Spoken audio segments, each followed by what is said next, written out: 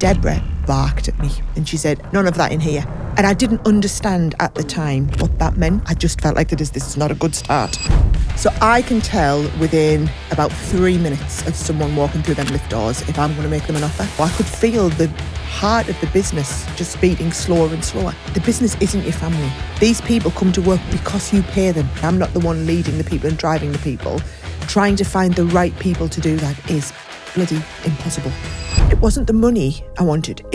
I wanted to be the best at what I did. I sat in the den in that first year, really suffering from a lot of imposter syndrome. And 6 years later, I sit in the den thinking, that room's bloody lucky to have me in it. What is the biggest lesson you've learned from your fellow dragons? This episode is supported by Huel. Sara, welcome to High Performance. Why, thank you. I should say thank you for having me. It's quite an honour. Well, it's an honour to have you here. So, the show's called High Performance. Someone walks into the den, they're about to pitch to you. What does high performance look like from their perspective? So I can tell within about 3 minutes of someone walking through them lift doors if I'm going to make them an offer. And I can tell because of the energy in the room. I just know from that person. And for a lot of them, that is the biggest moment of their life. And it's how well prepared they are. If they realise this is the biggest moment of my life and I'm really going to make the most of it, and they go all out, not just to impress, but to show us, this is me and you would be lucky to be on my journey with me. And if they make me feel like that, and I know it's somebody that I feel like I can connect with and they're really going to relish all the advice I can give them, I think, yep, I'm in. And then, I don't tell them I'm in straight away. I make them go through a lot of rounds of questioning and whatnot. But I've made the decision in my heart. Do you know what? I'm in on this one. And I think it's unusual for people to know that soon. It's very interesting because energy is kind of this ethereal thing that you can't touch, you can't grab it, you can't really ask questions about it. It's just a sense that you get. So for people listening to this who are looking to sell, as we all are every day, every room we walk into, we're kind of selling ourselves. What would you tell people about energy, about how they should or shouldn't carry themselves in these situations? So to me, it's passion, it's drive, and it's authenticity. And if I can see somebody who is as excited to be in that room as I am and is relishing this opportunity and is so driven that I know they will stop at nothing to succeed, to me, that is worth me putting my time in. Because it sounds a little bit crass. The money is not the difficult decision for me. Money is not my limiting factor when I sit in the den, it's time. And what these people coming in wanting, they could get money from the bank, they could get money from other institutional investors. It's my time. Am I willing to invest my time into them?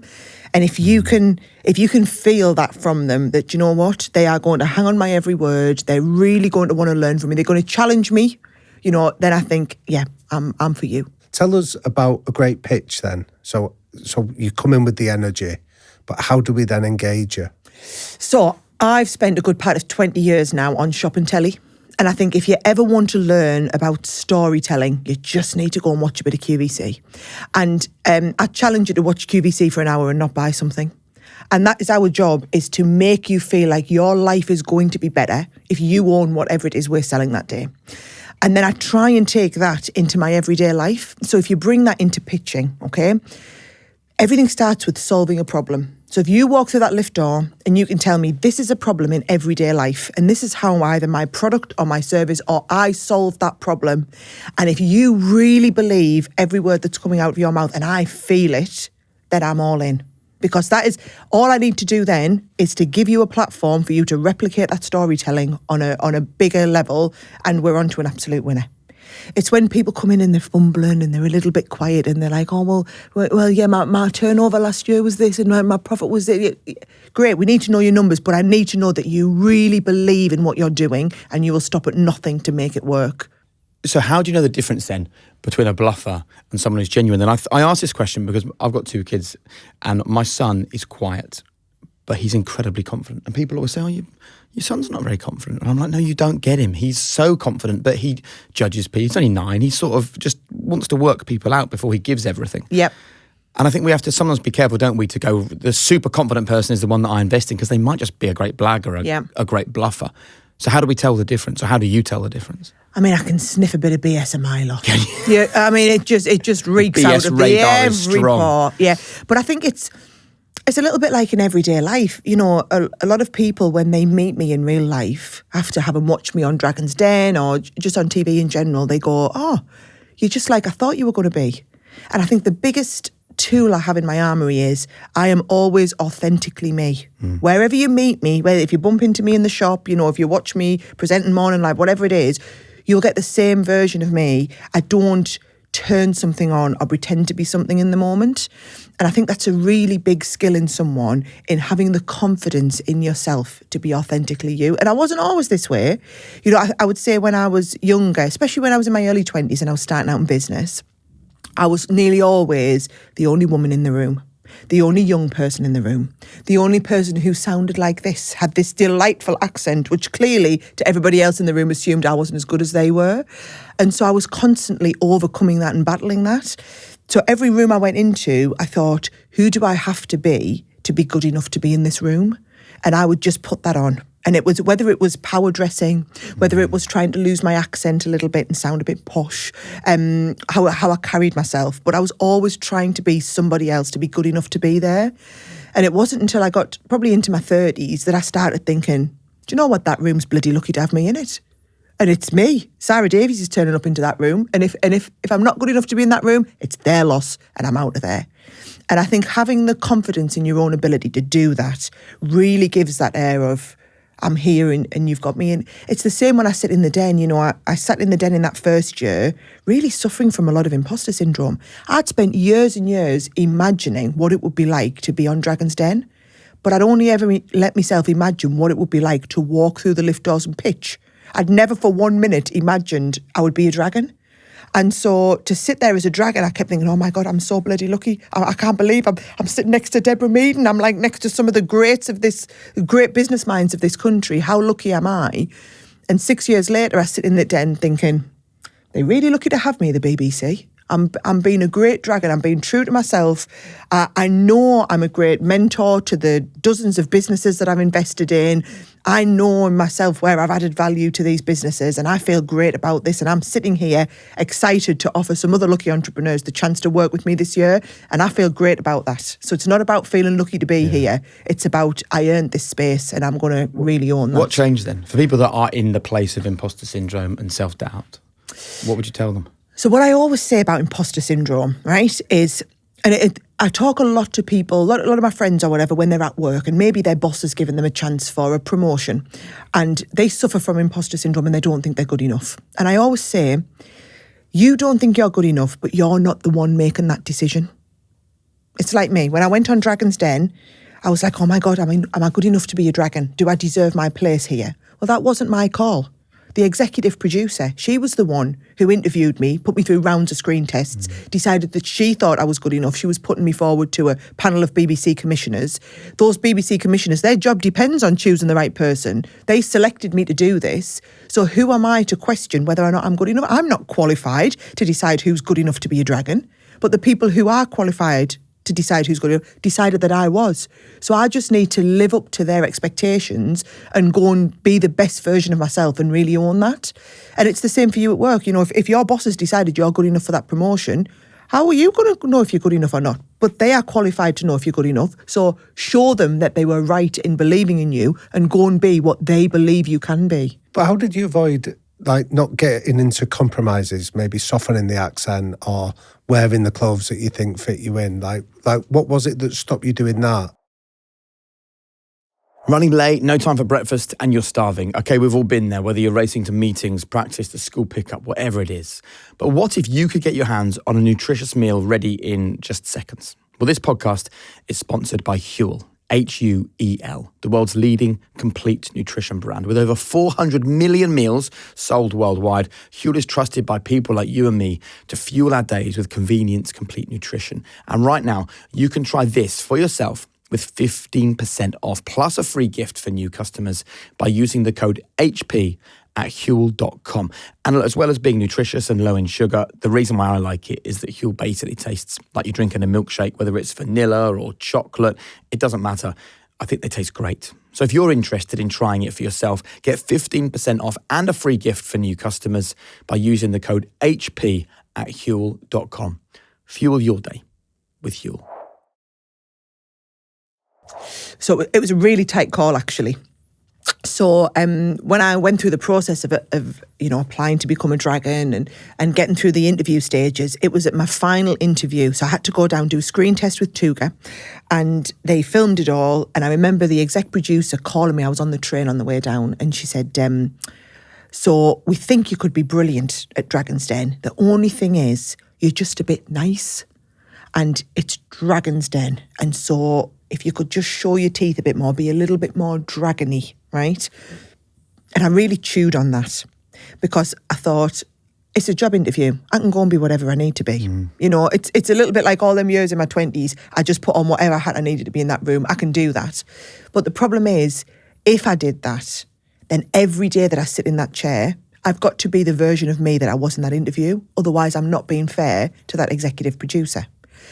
And so I made what I felt at the time was a really brave decision to go into that room and be unapologetically me. I am nice. Doesn't mean I'm not firm. Doesn't mean I'm not fair. Doesn't mean I'm not a great dragon. Doesn't mean I can't show my teeth at times. But I'm nice about it. And I kind of have a bit of a reputation now for being the nice dragon, as it was. But I'm not the nice dragon who's weak or who's soft or who's compromised in any way. It's just that is my persona. And I sit in that chair feeling like it's okay to be me because I was me in that interview and they still gave me the goddamn job. Even though they weren't sure, they wanted me to be more dragony, I wasn't. I was just what I felt was right. And so now I feel, and I think that's given me the confidence in my everyday life to go there and just be me because it was me that was invited along to this, not some other version of me. I also think it's important because it's not only you being real, right? I think being nice is being more real about business. I'm the owner of a few different businesses and I can tell everyone that would like to hear it, being nasty has got me nowhere, being nice has got me everywhere. And that's actually one of my issues with business shows on the telly, whether it's, you know, Dragon's Den where successful people have got a pile of money and a desperate, keen wannabe is right there and you're going, I'm out, or whether, even worse for me, it's Alan Sugar, hugely rich and successful, saying to some, again, desperate, keen young person, you're fired. I think there is a message we need to discuss or talk about, which is business isn't actually like that. Like, you don't have to be a dragon to be successful in business. You don't have to be yelling, you're fired at some poor person who's doing their best to be successful. And I wonder whether you think that there is room for a kinder conversation about business on television. So, are you familiar with the concept of radical candor? Tell me. Kim Scott. Yes, Kim Scott. So it's a principle I follow in my everyday life, and it's a way of giving feedback, right? And I always think people only ever get better in this world if they are constantly in pursuit of feedback and, you know, constructive criticism to keep improving. And a lot of my senior staff and the other entrepreneurs that I coach, it's all about giving them feedback to make them better. Now, someone once said to me, Sara, how do you give feedback? And I said, I'm brilliant at it. Yep. I use the shit sandwich method. But the problem I think I have is I deliver a wafer-thin slice of ham in a big fat stodgy bread when what was needed was a steak in a pitta, right? Yeah. And it was a leadership coach, Kirsty, that gave me that. And she said, right, we're going to learn to deliver the steak and lose the pitta. And I was like, I don't know about that, you know. And so she explained to me the concept of radical candor. And it's all about, when you give feedback, it's about caring humanly, really caring about somebody deeply, but being very direct in what you're doing. And I learned that, you know,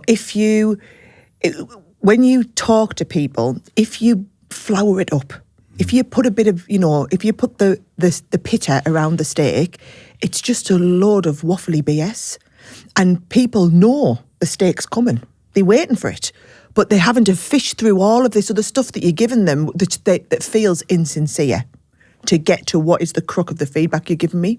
And the more that you give this fluff, the more insincere you feel and people don't trust you. So I've learned to strip back all of the fluff and all of the insincerity and just show people that I care about them so deeply.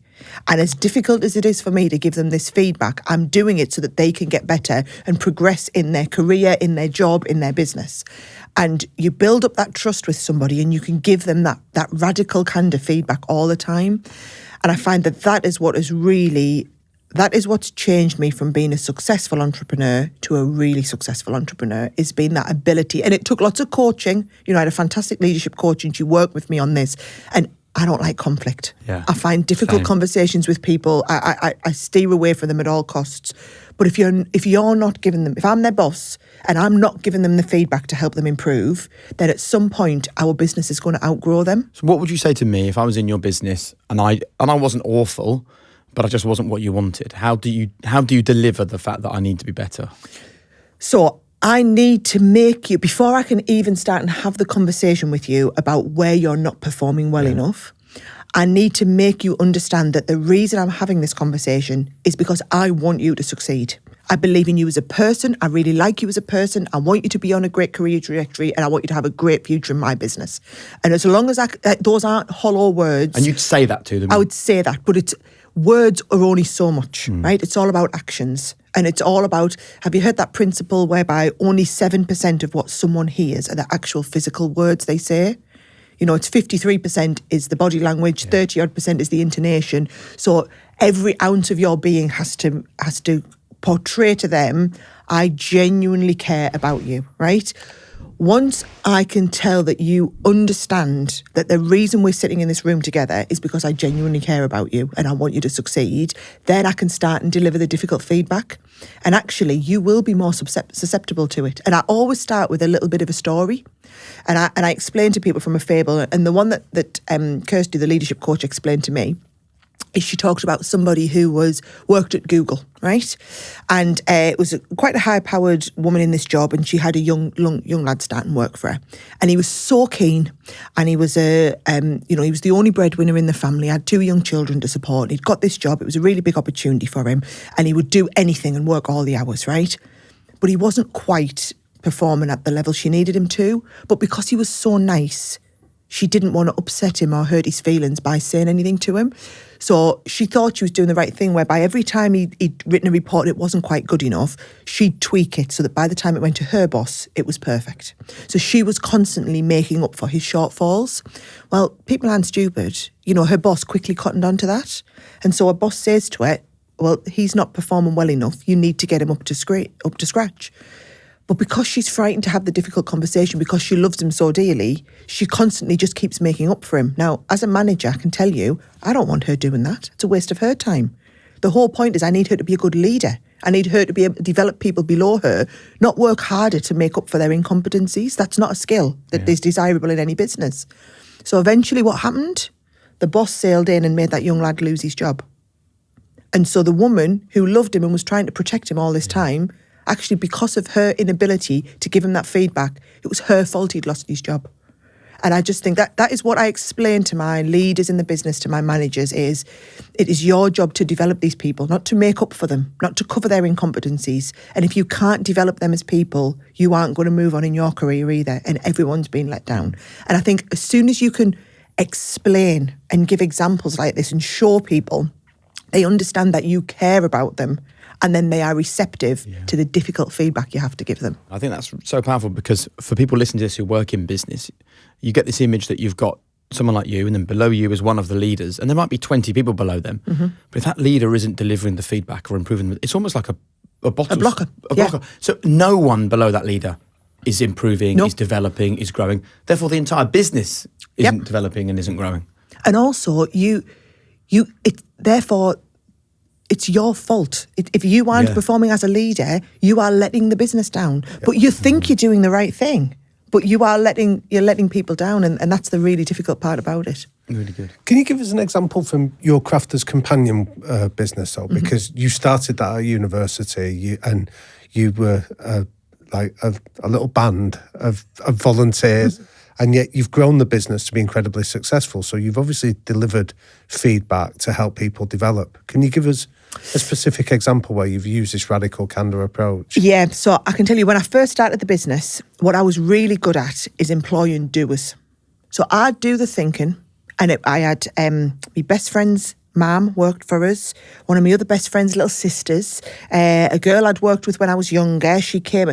So they were all friends, and they believed in where I was going, and I would have 1,000,001 ideas, and I'd run off at a pace of knots, leaving a massive trail of destruction behind me, and they'd run along behind us with their sweeping brushes trying to make it all work. And because I was so energised and excited about where we were going, I could bring them along on that journey, right? But that only lasts so long, right? That was brilliant for the first kind of year, 18 months, and I could run it on that hype and that excitement. But eventually, that's exhausting for people. And I remember it was Sharon that worked for me, this girl, she's been with me now 19 years. And she sat me down, it was her first year's review, and she was a little bit prickly. And when I got to the nub of what the problem was, is there was no structure. She couldn't see where she fit into the business, where she was going, what a career trajectory looked like, all of this.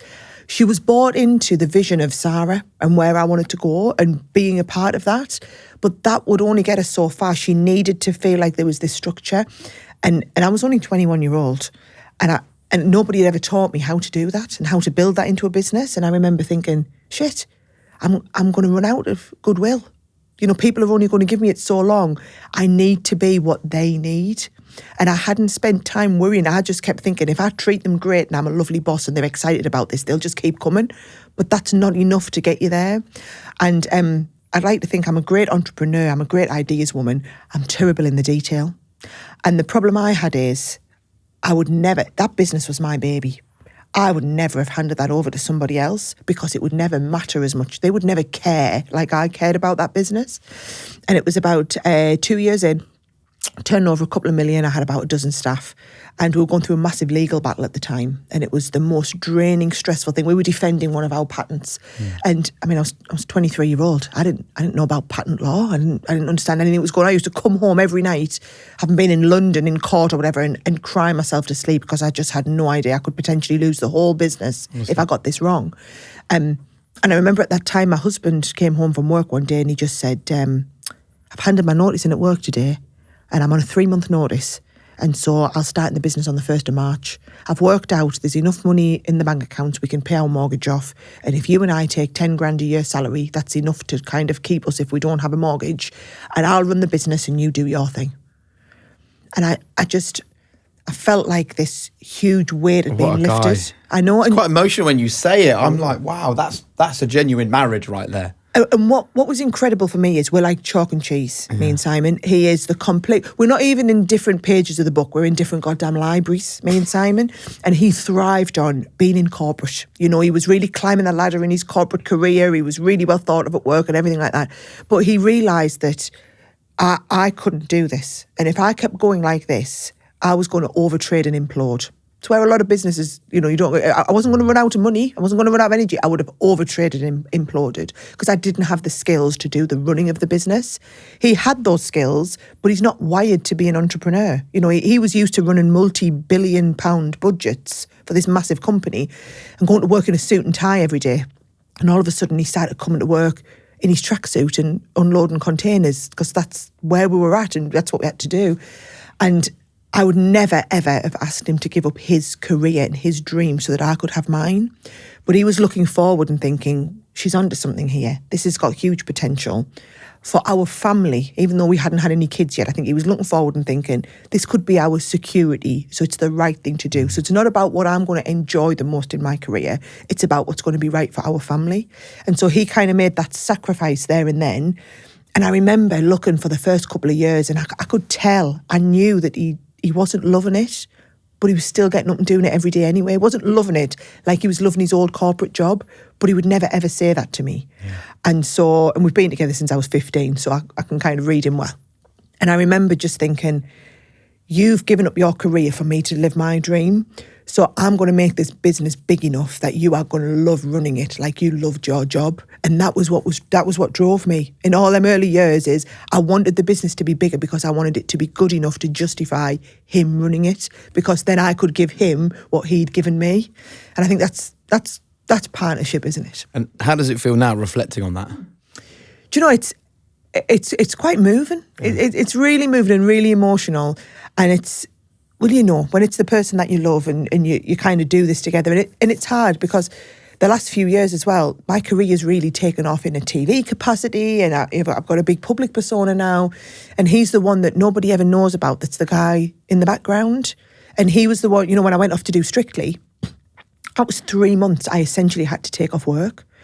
And I was trying to juggle everything. I've got my investment portfolio to juggle. I've got the TV commitments I'm juggling. There's the business, which by this point was a £35 million business with 250 staff globally. There's our house, because we had 2 young kids at the time. And here's me going off, with my arms wrapped around a sexy Slovenian guy 10 hours a day. And he's having to run around and pick up the pieces, not only in our house with the kids, but at work with the business. He's picking up the pieces in my investment portfolio. Just doing it all with a smile on his face. What would cracking on. What would you say to him if he tunes into this episode? Oh, he's never going to tune in. He's the one. All right, that's great. That's even better. Then. He is the one who will likes to keep my feet on the ground. Yeah. I'll tell you a little story about Simon. So they asked me a few years ago to deliver a BAFTA. They asked me to come on, not only to come to the BAFTAs, but to give somebody a BAFTA on stage and then to sit at the table with the president of BAFTA for my dinner. And I was like, and they were like, we want you and your husband to come along. And I rang Simon, I was like, oh my God, Simon, we've been invited to the BAFTAs. It'd be my first time on a red carpet. He says, well, I'm not going. And I said, well, but it's the BAFTAs. He said, I wouldn't watch it on the telly, so why should I go down in real life? And he saw that, and I tried to persuade him to do it. I said, but we'll be on the red carpet. And he said, that's your life, sweetheart, not mine. He is absolutely the one who will just keep my feet on the ground. I'll have a text when I come out of here, not, how did your podcast go? Is, what's for tea? Have you got it sorted? He is really the feet on the ground type person. That. And I think that is what's kept me real all these years. Very quickly, I was hosting the FA Cup final once, and we were literally minutes before we went on air, and my phone buzzed. I thought, that would be my wife telling me, good luck, have a great FA Cup final. Yeah. Literally this message, she goes, who ate all the pom bears? Not helpful! ! That was it. I showed it to all the lads. I was like, but it's exactly the same thing. It reminds you, who cares, these football clubs playing in the FA Cup final, or your sort of job on the this is real life. Keeping it real. Which we're talking about. I think that's underestimated. And I think that's what really helps me have a human connection with people, because I am just the normal person dealing with, I'm rushing out of here now because I'm determined to make my 12 o'clock train, because I want to be there to pick the kids up from school because I wasn't there to take them this morning. And it's that constant juggle of, yes, you've got this really high-powered, exciting career, but at the same time, you just want to be a great wife and a great mum. There's 2 things I want to pick up on, Sarah, if you don't mind. Mm-hmm. One is, I like the fact that you make corporate language accessible. You don't talk about being an entrepreneur, you say you just run a business. And another line that you've spoken about is your emotional intelligence is a distinguishing factor of you. And I'd like you to explain in the pragmatic language that you explain businesses, what is emotional intelligence and why has it been such a key part of your success? Oh, that's a brilliant one. Do you know, EQ, or emotional intelligence, I didn't understand what it was. I really didn't. And it was my sister called me one day. So my brother-in-law worked for Balfour Beatty, and he'd been selected to go on a big leadership course where they only have 8 kids in the country get selected for this leadership programme. And he was one of them people that thought, courses at work and all this load of BS. I haven't got time for this. I just need to crack on and do my job. And he'd been sent on this course for the day, and he came home that night and was raving so much about the woman that had ran this course and what he'd taken away from it, to the point whereby my sister rang me and she said, there's something in me tells me you need to speak to this woman. I think she's going to really help you and understand what you do. So I rang her, not even knowing what I was asking of her, but just said, really, my brother-in-law's been on one of your courses and I think he might be able to help me. And I'm quite good at this. I'm quite good at picking little people up in my life. If somebody says, do you know what, I think so-and-so would be a really great person, I'll just pick up the phone. I want to talk to them. And then you tell me how you can add value in my life. And that was 10 years ago now. And Kirsty's been my leadership coach ever since. And at the point at which she came into my life, when my sister recommended it, we were going through a really difficult stage in the business, whereby the business was going through this massive period of growth. And I'd convinced myself that I wasn't good enough to run it because I hadn't been there and done that and got the T-shirt. So I was trying to hire big, expensive people to come in who'd been there and done that in other businesses and paying them to take my business to the next level. And in doing so, they were kind of telling me, well, this is great that you do this, Sarah, but you're undermining people doing this, and we need you less accessible to the staff. And so for me to do my job, you need to kind of get the hell out of my way. And so I was doing what they said. And in doing so, I could feel the heart of the business just beating slower and slower. And I can look back on it now retrospectively and realise that I was the beating heart of that business and I was what made that work. But I felt like, do you know what? Yes, I got a degree in management, but I only know so much and I haven't had the experience that other people have had. And what Kirsty did is she did loads of work with me, and any time I was struggling in a situation, I wanted to know the theory. I wanted to know what was the business model and the theory that someone, like Radical Candor, that somebody's written that explains something. And how she used to approach it is, I would talk to her about the challenge I was having with a member of staff or whatever. She'd then explain to me the theory behind what I should do and why I should do it. But then she'd point out that what I was doing was actually the same outcome as what the theory tells me I should do, even though I didn't know the theory. So what she did over the course of 4 or 5 years is show to me that what my gut says is the right thing to do, is the right thing to do, even though I haven't learned all of the theories. And it gave me that confidence to understand that it is, people are everything. People are absolutely everything, and caring about your people and putting the people, whether it's your customers or whether it's your staff, at the heart of anything you do and working around it. If you genuinely care, you will find the right outcome and the right answer.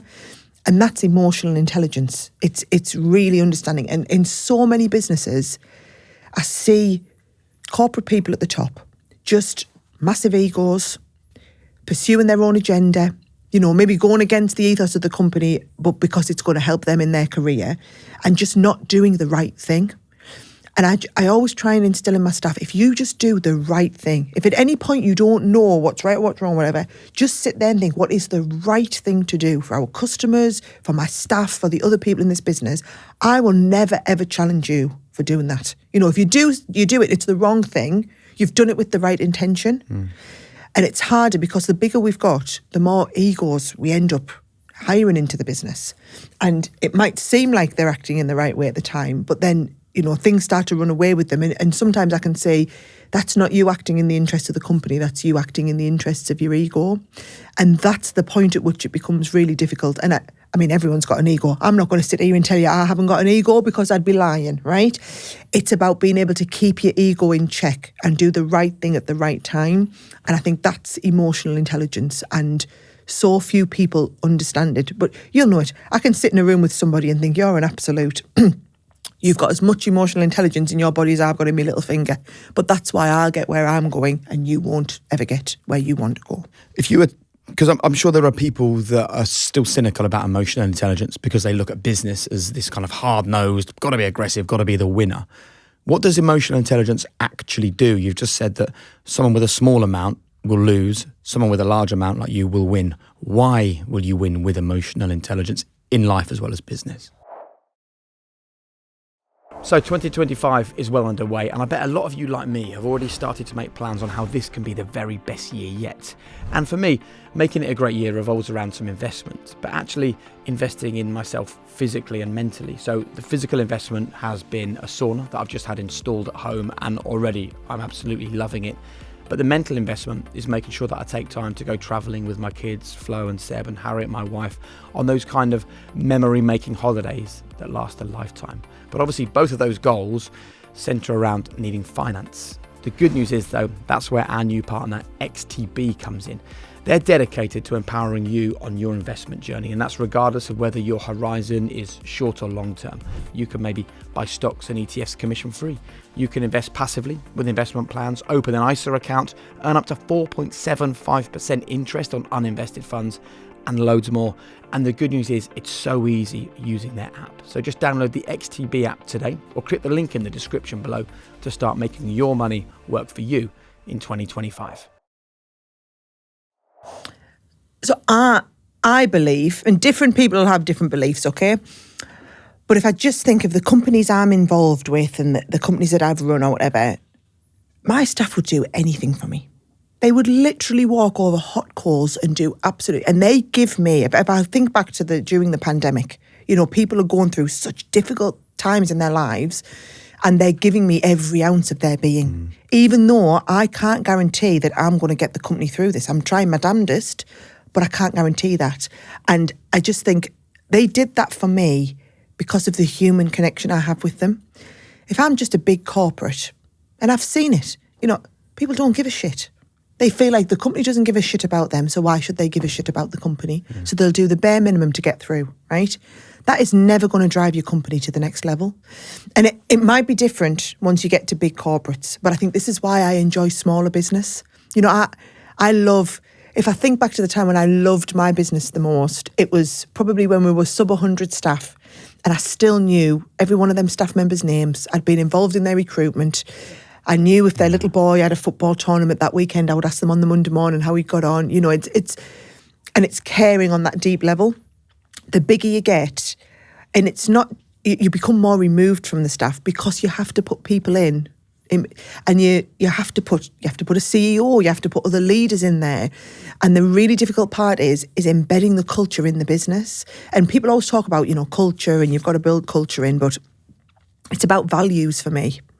And I think where, again, Kirsty really helped me understand is we worked on what are my personal values and then what are the values that are driving the business. And because they were all one and the same thing, that's what I realised. These people are following me. They're working hard for me, but I need them to follow the business and work hard for the business. It can't just be about me. And that was the really difficult thing when the business got so big that it wasn't based around me. You know, yes, it was based on me as the figurehead of the business, but I'm not in the business every day. I'm not the one leading the people and driving the people. Trying to find the right people to do that is bloody impossible. So what were your personal values? So I'll tell you what's a really interesting one. I'm big on family. And people talk a lot about family and business. And the business isn't your family. You know, your family have to like you, or they have to spend time with you, irrespective of what's going on in the rest of the world, right? These people come to work because you pay them. Mm-hmm. It is a transactional relationship, right? And as long as you can make sure that they are happy at work and they feel like they're going somewhere and it's structured and they've been looked after and they're giving a lot to the company, but the company's giving a lot back, that will continue to be successful. But you can't have those people just be there because they feel like family. And I remember once I had a girl worked for me, and I think she was employee number 4 or something. And when we were a small company, she was in love with the company. It was brilliant. You know, we were a bit of a jack of all trades. We did everything. She used to go to trade shows with me, and she'd bunk in top and toe in the bed because I could only afford a single room. And, you know, and she worked like that. And as the business got bigger and we became, dare I say it, a little bit more corporate, I could see that just in her general life, it's not what she signed up for. This is not the sort of environment in which she flourishes. But because she loved me and she was connected with that business, she kept sticking it out. And I remember eventually one day, and it was about 10, 12 years in, she came into my office and she said, "I'm really sorry, Sarah, but I handed my notice into my boss today and I just wanted to tell you personally and I'm going to leave." And I cried, and she was like, "Oh my God, I knew you'd cry. I'm so sad." I said, "I'm just so relieved and I'm so happy for you." And she was like, "What?" I said, "I'm so pleased." She said, "Oh, I thought you'd be devastated that I'm leaving." I said, "I am. The company, you're going to be a huge loss to the company." I said, "But this company isn't right for you anymore. I watch you sitting at your desk and you're not thriving like the Meg I saw 10 years ago used to thrive. And I can see it's not bringing you happiness." I said, and so I'm so happy that you're going to move on to a business where you will feel that again." And she said, "Oh, why didn't you tell me? If you told me this a couple of years ago, I would have left she was only staying there because she didn't want to let me down." And I said to her, "How would you have felt if I pulled you into my office and said, I think you should leave? How would you have felt? You wouldn't have felt like Sarah's got my best interest. You would have thought that I didn't think you were good enough to be in this." I said, "You are good enough, Meg. I'd take 10 of you tomorrow, but I can see it's not making you happy." I said, "This has got to work for you and work for me, and it's not working for both anymore. Therefore, I want you to go off with all my best wishes, and if I can ever help you in future in your career, I'm right there." And actually, she didn't leave to go to another business. She left and set up her own small business using the skills that she'd learned working with me for all those years. And now I refer a lot of my Dragon's Den businesses to her to do some work with them. And she's thriving again. But it's so difficult to know that and have them conversations with people. I love the emotional conversation that we're having about emotional intelligence and understanding people, leaning into people. But we can't talk to you without talking about hard work. Whether we go right back to the start of the story where you're the person loading the van, doing the grafting, or whether it's the hard work you put in today. So let's have a really honest conversation with people about hard work, what it looks like and why you can't be successful without it. So it's interesting because when I had the kids, I certainly my first son, so it's coming up 11 years ago now, I remember going off to all the mum and baby groups and, you know, chatting to all the other people and whatnot. And when people knew that I ran my own business, they would be like, oh my God, you're so lucky. That's so great. You know, when you go back to work, you'll be able to pick and choose your hours and do the schoolroom when you want. And you're so lucky. I think I might start my own business. And I'd sit there thinking, you've got no flaming idea. You are, you know, and I think I always say running your own business, it's not a career choice, it's a way of life. And I knew what that looked like because I'd seen my parents do it. You know, so I grew up in that entrepreneurial environment whereby my mum and dad had a wallpaper and paint shop in our village, and it wouldn't be unusual for us to have a decorator banging on our door at 10 o'clock at night because they were going on a job at 6 o'clock the next morning. They needed a tin of paint mixing. And my mum would just get up, put a dressing gown on, go and open the shop up, mix in the tin of paint. Like, you'd never get that if you went to B&Q, you know, but it's... And she would just do it with a smile on her face because that's what we did. We did anything to make that business successful. And it's like now, you know, it's a little bit like Insta versus reality. People see the really shiny, lovely side of, oh, you run your own business and you call the shots and everything, but they don't see the insane sacrifices that you make. Which are? So for me, I can remember, especially when I had the kids and I was younger, when the kids were younger, and I had to go away. I had to. You know, especially I used to go to America every 3 weeks, and I used to take the 6 o'clock flight on a Sunday morning, and I used to fly out, and I used to do a really big TV show on the shopping TV that we used to work with, and I used to have to work all the way on the flight out there prepping, do 36 hours in studio, have about 6 hours sleep, get on the plane, you know, try and sleep on the way home, land back, 9 o'clock Thursday morning, straight into the office. And I just had to do, I had to fit that into my life. That's what the business needed.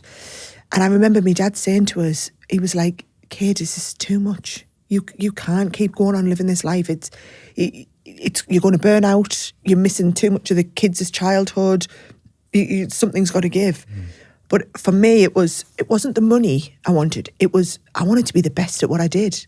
I was chasing success, growth, success, wanted to be the best at what I did. All those things is what drove me to want to do more and more and more all the time. But the more you want to achieve, the harder you have to work at it, which means you've got to make those sacrifices. And it's really difficult because now I'm a little bit further on in that journey, and the kids are a little bit older and I feel like they need me more. And it's difficult because when they were little, they would cry when I was leaving, but they were just crying.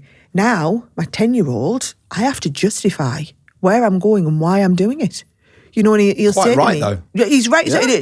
And he'll say, "Do you really need to do that, Mummy?" Sometimes he says to me, "How much are they paying you to do that, Mummy?" And I'm like, "Well, they're not, son. It's not about them." "Well, why are you doing it? Is that more important than being here for me and Charlie?" Kids are wise, Sarah. My God. And it's hard, but it makes you reflect and think differently. Yeah.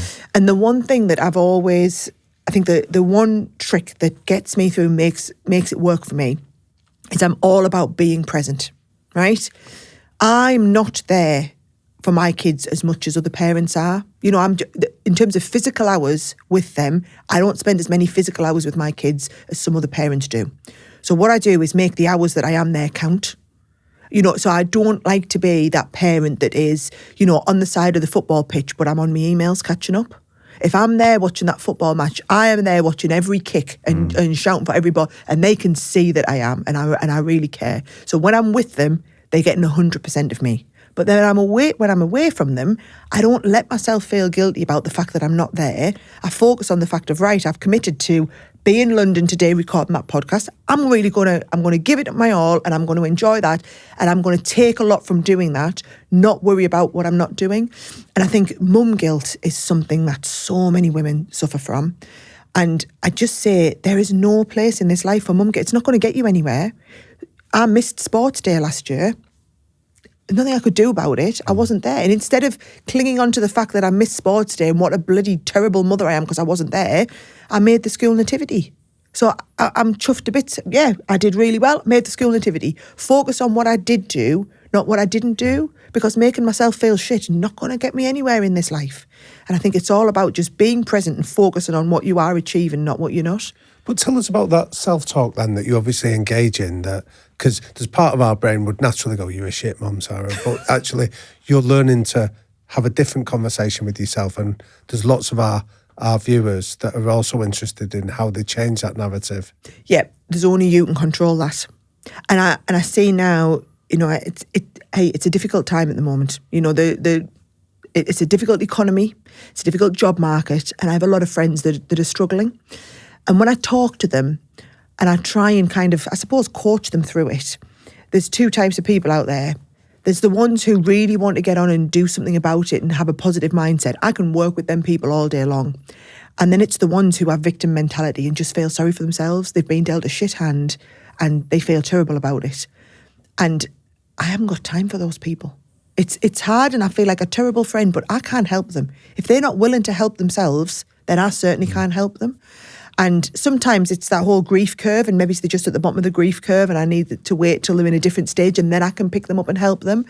And all that you find is the more time I spend trying to help the people who aren't trying to help themselves, it drains my cup. And I am a cup overfloweth type of person, right? That's what's great about me.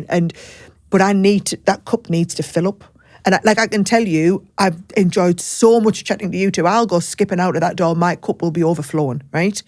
I've had conversations where I've gone where it's been difficult and I'll walk out feeling absolutely drained because they've pulled every ounce of my being out there. And I think you've got to surround yourself with people who are going to take from you but also give to you at the same time. Yeah. And it's always, I talk about energy exchange. Yeah. And I can remember a few years ago, it was just after I did Strictly, I became really good friends with Adam Peaty. And we went for a walk on the moors, about 8 hours one day, and we talked about everything. You know, we'd both been struggling after we'd come out Strictly, and the emotional thing with that. Obviously, him with his competing, I was going through challenges with my business, and so we talked a lot. And we got to the end of our 8-hour walk on the mountain. He gave us this massive hug, and he said, "Thank you so much. I've taken so much away from today. I'm so grateful for you giving me the time." And I said, "No, mate, it's me that's thanking you for everything you've given me today." And he said, "Don't be silly, I've not given you anything. I've take. And I think when both people walk away from a conversation feeling like they've taken more than what they've given, and their cup is fuller or their battery's more charged than it was when they went into it, those are the most successful partnerships and relationships. And I'm always telling people, go in pursuit of those people who you can have that energy exchange with and who will fill your cup up, but who will take from you in a really positive way. Because I get so much, it's like corporate speaking. You know, I was speaking at the British Library last night to 120 startup businesses, and I can see those people were hanging on my every word and took so much away from all the business advice I gave. But in knowing that I had had an impact on them 120 people's lives, I skipped out of there feeling like I'd really done my bit for the British economy, and I felt so good about myself. They'd filled up my cup whilst I'd been filling their cup up, and that's the sort of stuff you need. And you've got to avoid those energy drains, or energy vampires as people reference them. I'm loving the honesty with this conversation, right? But I think when we are having an honest conversation, it does need to be honest. And you very briefly said there, me and Adam were together because we both struggled a bit after Strictly. Mm-hmm. And the public will look and go, "What, you did a bit of dancing on Saturday night telly, wonderful. What a great way to earn a few quid and raise your profile and enjoy life." So would you mind telling us the truth about the struggles after Strictly? Yeah, I really struggled. And I struggled to understand why I was struggling. So I did 9 weeks in the show, and Adam was out the week before me, actually. And so we both kind of experienced that similar thing. And I can remember at the time, I met somebody, Dr. Ranj, he'd been on the show a couple of years before me, and he just looked at me. I think it was the Tuesday night after I'd been eliminated, and he said, "How are you?" And I said, I'm not good, mate. I'm just crying uncontrollably. And he said, "Yeah, it's shit, isn't it?" He said, "The best way I can describe it is it's like being on this massive party bus and you're having the time of your life driving along the motorway at 100 miles an hour with all your mates, and all of a sudden someone slams on the handbrake, chucks you out, leaves you on the side of the curb and carries on, and you watch that bus pull off into the distance with all your friends on it still while you sit on the side of the curb." And it was exactly that. And what I really struggled with is, I'd lost a really close friend to cancer just the year before. And I remember thinking, I didn't cry this much when Julie died. Like, it's a bloody dance competition. So you're feeling why am guilty I as crying? Why am I sad? Why am I crying? Nobody's died. How am I this upset? But I think the best way to describe it is you go into this like almost alternative universe and you're living this different life, and it's a fantastic life. Doesn't mean that my old life wasn't great. I have had a fantastic life, but I was in this surreal second universe, and it came to an end abruptly. I was never going to make the final. I wasn't a good enough dancer. You know, I set myself the target of getting to halfway, and I got past halfway, so I was probably on borrowed time. But it doesn't mean that I then mourned not having that, because all of your other friends are still having that a little bit. And also it's it's a big life-changing thing. I think that's what Adam struggled with as well. It's a really life-changing moment. And in what way do you mean that?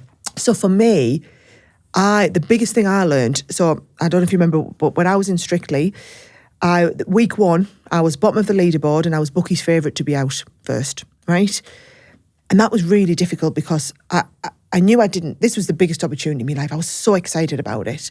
And I went into that show and we did the dress run on the first day, and I watched everybody else, 15 contestants, and I kind of weighed up my competition and I thought, there's about half of you who are definitely better than me, and the other half of you, I can give you a damn good run for your money. So if I work really hard, I might make it to halfway. That is, halfway to me is like winning to other people. That's what I'm going to set my targets on, right?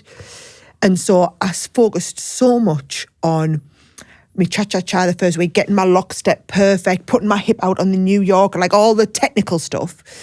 And then I went onto the show and I did it. I was 4th to dance and I got really crappy scores off the judges, but I'd watched other people's cha-cha-chas when I thought, yeah, but I did that New Yorker better than you, and I had straighter legs than you, so I know technically I know I'm better, so you're probably going to score worse than me. And they bloody didn't.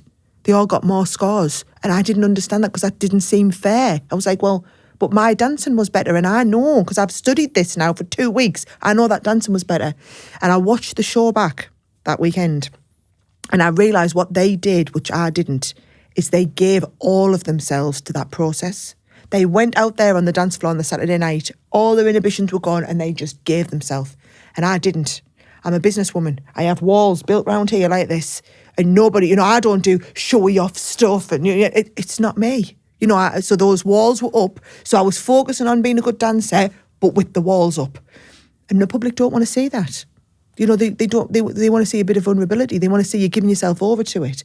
And I remember thinking, this is the biggest opportunity in my life, and I'm probably going to screw it over, and I'm going to be out in week 2 and I'll be devastated, right? However, week 2 was a ballroom dance. So whereas the first week was Latin, and Latin's all about showing off, right? The ballroom is about being elegant and being technically perfect. And I worked so damn hard at it. I remember it was all about, it was foxtrot, driving through your standing leg, and I worked on the technique and I perfected. And I came out on that Saturday night and I made Strictly history. I was the only person to double my scores from week 1 to week 2. And I went from the very bottom of the leaderboard to the very top of the leaderboard in week 2. And it just gave me that whole understanding of, okay, I've got to go back to Latin next week, and actually I'm going to go back to being shit, and I'm going to go back to being at the bottom of the leaderboard unless I can break those walls down and show a bit of vulnerability. And how did you do that?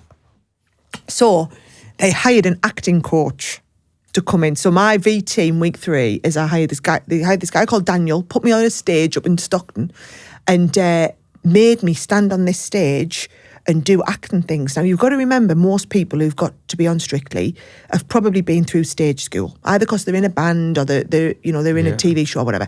I haven't. I'm a businesswoman. We don't learn how to do this stuff, right? And I remember Aliash was sitting in the audience in the middle of this theatre, and I was on the stage, and this Daniel's making us do all this stupid stuff or whatever, right? And after about an hour, I could feel my emotions were bubbling up a little bit. And so as I do, I was just suppressing them, because there was no place for emotion on here. This was a dance competition. It's all about technique, right? And he sensed it in me, and he kept pushing me. And so I kept suppressing. And eventually he said to us, I can be here all day if we need to, I'm not going until those emotions come out. And I stood there and I thought, he needs me to cry on this stage. He's going to keep pushing me until I start crying. I don't cry in front of anybody. I don't cry in front of my husband. And I certainly wasn't going to stand on a stage and cry in front of Aliash. No chance. And then he's telling me, you're not going till we've done it. And he's not telling me turn on the waterworks. He's like, I'm going to keep pushing you. And the more you suppress, the more I'm going to push. So until you give yourself over to this process, we ain't going home. And I remember having to do it. And he broke us, and I stood on that stage and I cried. And it broke Aliash. It just killed him. And I remember he kind of like, once he got me to do that, he pulled me off stage. He said, right, come on, we'll go back to the train room. We'll go.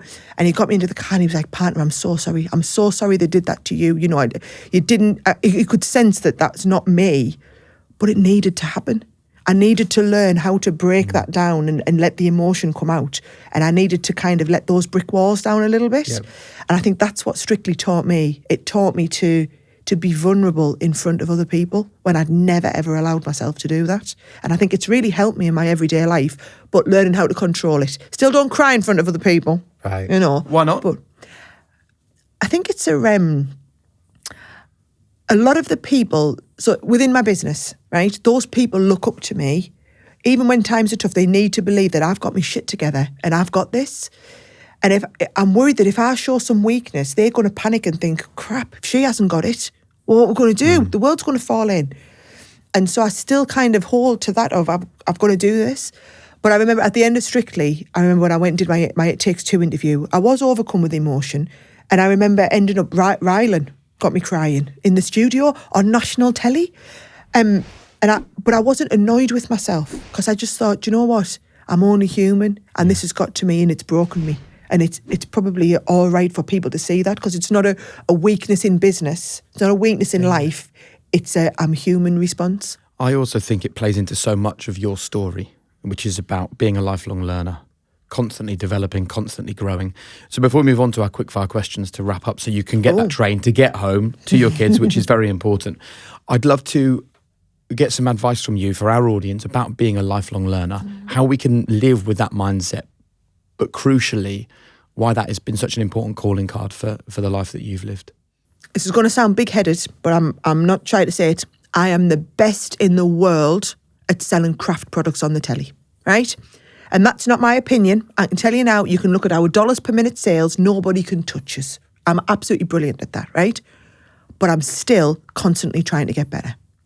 And I do that by studying. I'm the best in the world at selling craft products, but there's people better than me. Andrew Lesserman is the biggest vitamin seller in America. I watch his shows. I study what he does. I think about how he makes me feel as a viewer when I'm watching his pictures, how that informs my behaviour. At what point has he made me think I need to buy this?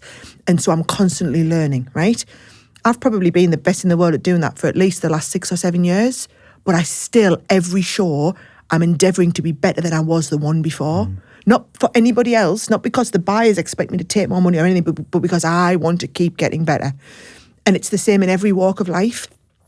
Even when you get to be the best at something, you shouldn't be complacent about it. I've done 6 years in the den. I think I'm a pretty damn good dragon now. Doesn't mean I can't keep getting better. And I'm constantly looking and working on how can I get better and be better. And I think as soon as people get to that point of, well, no, I'm the best, or I'm brilliant at this now, so I'm going to stop trying to learn, you'll never get anywhere. And I think if you ever, you interview a lot of people with that high-performing mindset, it is that constant pursuit, doesn't matter how good you are, of always wanting to be better in self-development. What is the biggest lesson you've learned from your fellow dragons? Oh, from my fellow dragons. Do you know, I remember my very first day in the den. We had it was a street food pitch. It was the very first pitch ever. And so they came in and they pitched, and the street food people said, do you want to come up and get some food? And Tuka, being Tuka, jumps up, goes running to go first. And so I shouts, whoa, whoa, whoa. Excuse me, ladies first, ladies first. And Deborah barked at me. Like, she was saying, she barked at me. And she said, none of that in here. There's no ladies and no gentlemen. We're all dragons. We're all the same. And I didn't understand at the time what that meant or why it was. I just felt like, oh, shit, day one and Deborah's barked at us. This is not a good start, right? But you know what? She's kind of taken me under her wing now for 6 years. And she's an incredibly powerful woman in business, but she will never let you call her that. She's like, I'm not a woman in business. I'm just in business. If I start thinking about myself as being different and a woman, then I can't stand up against my male counterparts. I'm just in business. And I think for a lot of people that say to me, you know, oh, I'm either an ethnic minority or I sound like I do or whatever it is, you immediately put yourself into that mindset of I'm in a minority or I'm not as good as other people. And I think just learning to be, you know, everybody's the same and I'm going to be the best irrespective of what that is in that class. That's the way to constantly keep driving and to be the best that you can be. So can we go into quickfire questions? Oh, yes. I'm feeling under pressure now. Well, we spoke a little bit about the values that you personally have and how they align with the business. We want to delve deeper and go into what are the 3 non-negotiable behaviours that you and everyone around you is expected to buy into? Non-negotiable behaviours. Authenticity and integrity is definitely one. Fairness. I've got no time in the world for people who aren't fair. And drive. I've never thought about them like that, but I quite like them 3. You better write them down because I'm going to ask you for them again later. Yeah, I like that. You can have that one. What advice would you give to a young Sara just starting out? I would tell little Sara that she was good enough. Yeah. I'm disappointed that I spent most of my 20s thinking I wasn't good enough to be in that room and I had to be somebody different. But then actually, I think at least by the time I got to my 30s, I worked out that I was good enough.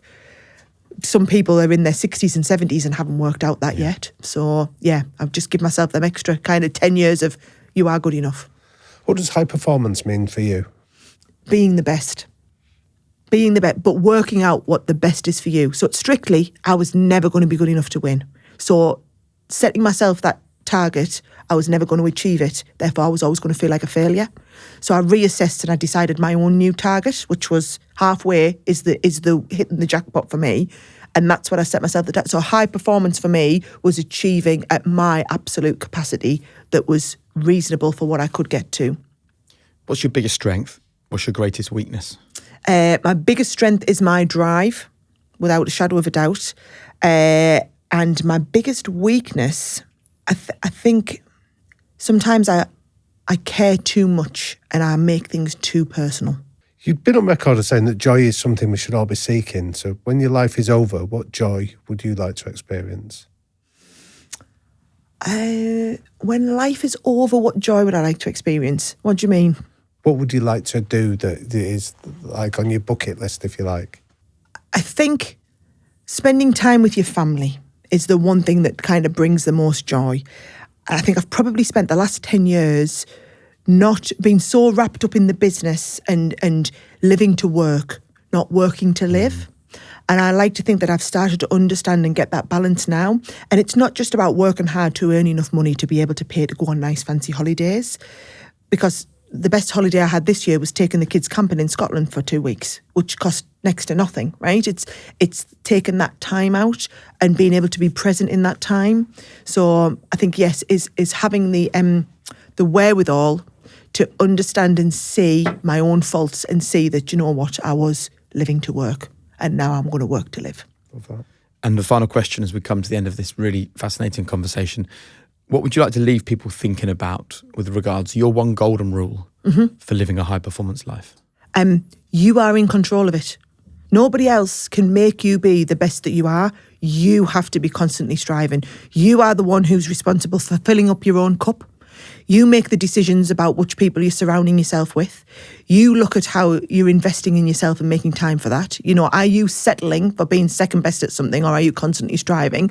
Nobody else is going to make you great. You have to do that. Nobody else is responsible for driving you forward in your career, making the best that you can be. You need to own it, and you need to be accountable, and you need to have that drive to get there yourself. Sara, thank you very much. Thank you. That was I've amazing. loved that. Loved it. This episode is brought to you by Payhawk, a company we think are great partners for high growth and scaling companies. Have you been in a world of wasting countless hours on expense reports or playing spend approval ping pong? Well, those days are long gone, thanks to Payhawk. No more receipt chasing or drowning finance teams in paperwork. You can now focus on what truly matters, which is growing your business. And what is Payhawk's brilliance? Well, they help companies create what they call a healthy spend culture, so their customers don't stress about how much they can spend, where or when, because it's all pre-agreed.